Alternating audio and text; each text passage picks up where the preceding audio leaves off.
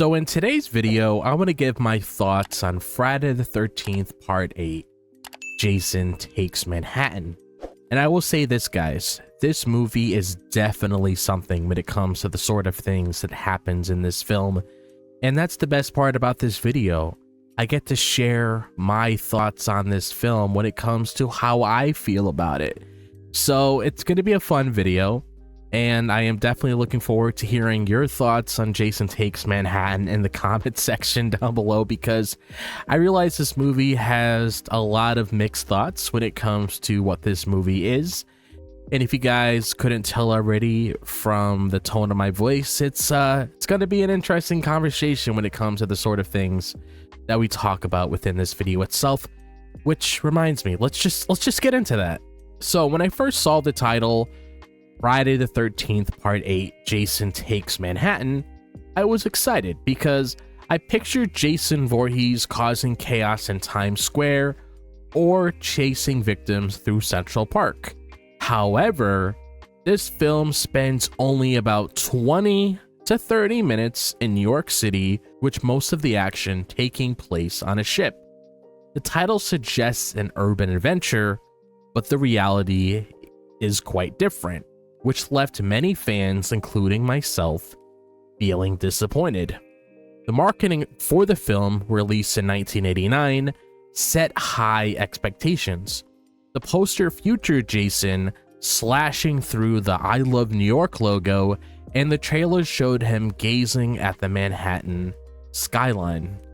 These images promised a bold new chapter for the franchise, and director Rob Hedden intended to include iconic locations like the Statue of Liberty and the Brooklyn Bridge, but Paramount Pictures, the studio behind the film, faced budget constraints, and as a result, most New York scenes were filmed in Vancouver, Canada, with only a few shots like the Times Square sequence actually captured in New York. This discrepancy between the title and the film's content is significant, because fans expected a fresh setting after 7 films largely set at Crystal Lake, but the limited time in Manhattan feels like a missed opportunity.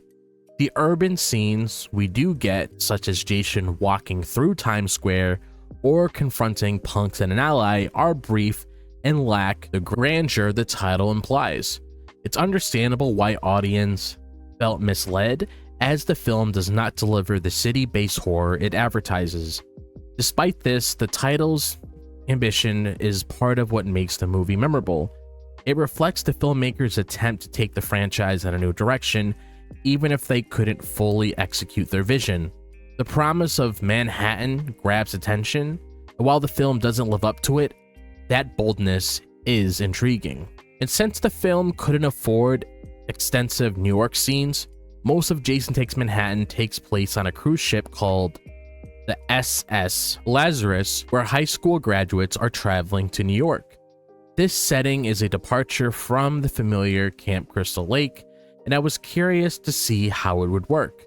The idea of Jason stalking victims in a confined space is promising, but the execution doesn't fully deliver. The ship offers a unique atmosphere with its narrow corridors, foggy decks, and dimly lit engine rooms. These elements create a sense of isolation, different from the open forest of the earlier films. Scenes like Jason pursuing characters during a storm, with lightning illuminating the deck, are visually striking and add tension.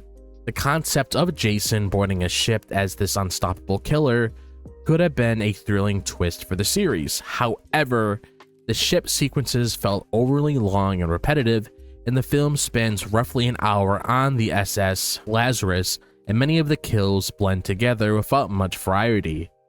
The characters, mostly generic teenagers, aren't particularly engaging, which makes it hard to care about their fates. And by the time the ship reaches New York, I find myself wishing the story had moved to the city sooner or made better use of the ship's potential for creative horror. Still, I appreciate the attempt to try something new. The ship setting gives Jason Takes Manhattan a distinct identity within the franchise, even if it doesn't fully succeed. It shows the filmmakers working with what they had, and that effort is admirable. One of the most unusual elements of Jason Takes Manhattan is the story of Rennie Wickham, the film's final girl, played by Jensen Daggett. Rennie has visions of a young Jason Voorhees, a drowned boy who appears to her throughout the movie. This is tied to her backstory of being pushed into Crystal Lake as a child, an experience that left her afraid of water. I was intrigued by this attempt to give a character more depth, but it often feels confusing. Rennie's visions are meant to connect her to Jason's past. She sees a ghostly child version of Jason in moments of stress, such as when she's on the ship or later in New York sewers. These scenes aim to add a psychological layer, suggesting a supernatural link between Rennie and Jason. One vision, where the boy appears in a flooded hallway, is unsettling and stands out as a rare moment of eerie atmosphere in the film. Unfortunately, the visions raise more questions than they answer. The film implies Rennie encountered young Jason during her childhood, but Jason drowned in 1957, and Rennie's flashback appears to take place decades later. This timeline is jarring, especially since the franchise's continuity is already loose. Additionally, the visions feel disconnected from the main plot, appearing abruptly without clear explanation, which can make them seem out of place. Despite these issues, I respect the filmmaker's effort to make Rennie more like a typical survivor. The visions are a risky choice that doesn't entirely work, but they make her character memorable in a series where final girls often fade into the background. They contribute to the film's odd experimental feel. No discussion of Jason Takes Manhattan would be complete without talking about Kane Hodder's performance as Jason Voorhees. As a longtime fan of the franchise, I believe Hodder's portrayal is the highlight of this film. His physical presence and attention to detail make Jason compelling, even when the story struggles to keep up. Hodder, who played Jason in 4 films, brings an intimidating energy to the role.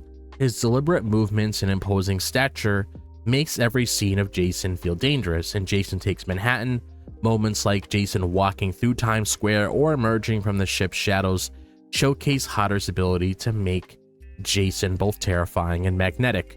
According to Hodder in a 2017 interview with Fangoria, he stayed in character during the Times Square shoot to maintain the character's mystique for onlookers.